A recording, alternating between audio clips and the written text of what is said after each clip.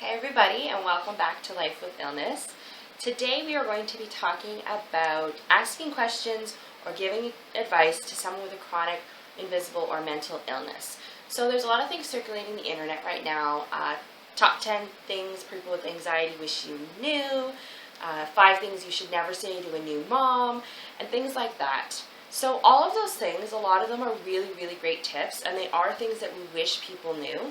And those articles can be really great to share to someone who maybe you have a hard time communicating with, that this is what I want you to understand. So this video today is for not only people with a chronic or mental illness, but for those people who have a close relationship with them. And we're talking spouses, boyfriends, girlfriends, friends, family, teachers, co-workers, and all of that. So the first thing that we're going to talk about is questions. Questioning someone about their illness. A lot of the time it can be really insensitive, but in some cases it's actually necessary for you to maintain a strong relationship with them.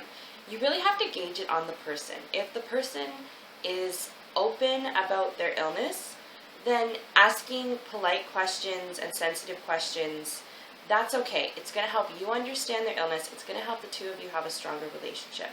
Now, if you have a coworker, you have a family member who has a specific illness, and they don't really talk about it, and in fact you heard about it from someone else, you don't want to go up to them and start asking them questions about it, because it's really not your place. And again, it's situational. In some cases, you may need to ask someone, are you going to be okay doing this? And the important thing is to accept their answer. Grown adults and even children, when they have a chronic or invisible illness, they tend to get taken care of a lot more. They have a lot of doctors around and nurses around and family who fawn over them or baby them a lot, and they don't need you to do it as well. So if you ask a person, are you okay to do this? This isn't going to clash with this, and they say, yes, I'm fine, no, I'm not, don't ask them again, and don't be pushy. Now, it's a little bit different when you're immediate family and you're part of their caregiver team, but if you're their coworker or you volunteer with them or you're their neighbor or their friend, and just don't push onto them that you think that you know better. A lot of people, they know their limits and their limitations. There are people who push beyond their limitations, and that's something that's a little bit of a different situation. But if someone says, I'm okay, I'm fine to do this today, then just accept that that's what they've said and that they're grown up enough to make their own decision. Now, the second thing we're going to talk about kind of relates to that, to the babying someone or to listening to what they're saying, and that's giving people advice. So every condition, every syndrome, every illness out there is different from each other, and every case is different. You could put two people next to each other who are the same age, they're the same height, same weight, same background, they grew up in the same town, they're both girls, they're both 36. Everything could be exactly the same. You could have the same illness, and yet it might not present itself identical. That's because if you have other illnesses, it can affect them, your type of medication, and everyone's brain chemistry and body chemistry are so different. It's really important to recognize that the same treatments or advice is not going to work on everyone. Again, this is something where someone may or may not be open to receiving advice, and you'll know by how well you know them. And the important thing is that you, once again, don't baby them and don't talk down to them. Try to make it an open conversation. You can tell them, you probably already heard this, but I saw this last night.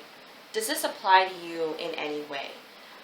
Validate that their illness and that they have control of their illness first, and then lead into your suggestion or your question. Don't go at someone and say, you should drink more water. That's your problem. Because odds are, they already tried that. They've already heard that. They get told that 6 times a week. And so it can be really detrimental to your working relationship or your personal relationship with someone if you're constantly telling them, or even if you just once tell them, you should do this, or this is your problem. Because really, you don't know. You could be their closest and most personal friend, know everything about them, but you don't know their problem. You're not in their body. You're not at every doctor's appointment, and you don't live every minute of their life to know what is wrong. So again, if you want to give people advice, most people are really open to it, and sometimes you could suggest something they never heard of or they didn't know about. And it's just important to recognize that that person, especially when they have a chronic or invisible illness, because it's so much a part of their daily life, and most people keep those illnesses for their entire lives, they tend to know a lot about it. And usually if you have a treatment suggestion or a lifestyle adjustment, it's something that they've already tried and they already know.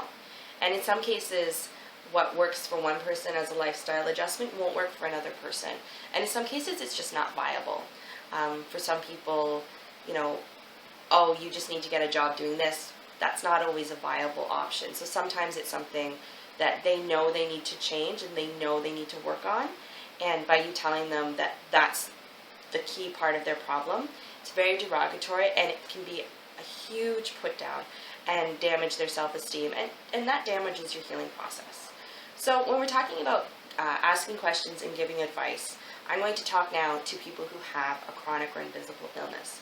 I know that it is so annoying when people hound you with questions, or they want to know every little detail, they ask you inappropriate things, or they give you advice, and again, you're like, okay, I know that, I get told that every day. The important thing is to maintain communication, and this goes to both sides. Communication is key in any relationship, regardless of if there's an illness involved. And it's really important that if someone's making you uncomfortable with their questions, that you tell them. That if they give you unsolicited advice, say, I already knew that. Thanks for the advice, but I would appreciate it if you just minded your own business.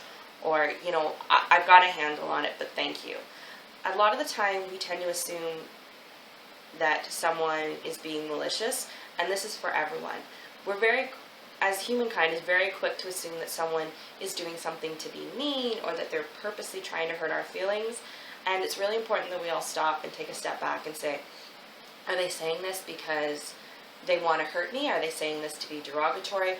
Are they just talk like this to everyone? Or do they really just not know that that's inappropriate? So this can become a really good time when people are giving you questions or advice to educate them not only about your illness, but in how to interact with someone with illness in general. There are people out there who have never had a family member or close friend with a chronic or invisible illness that they openly talk about. To learn more about Life with Illness, visit our website at www.lifewithillness.com.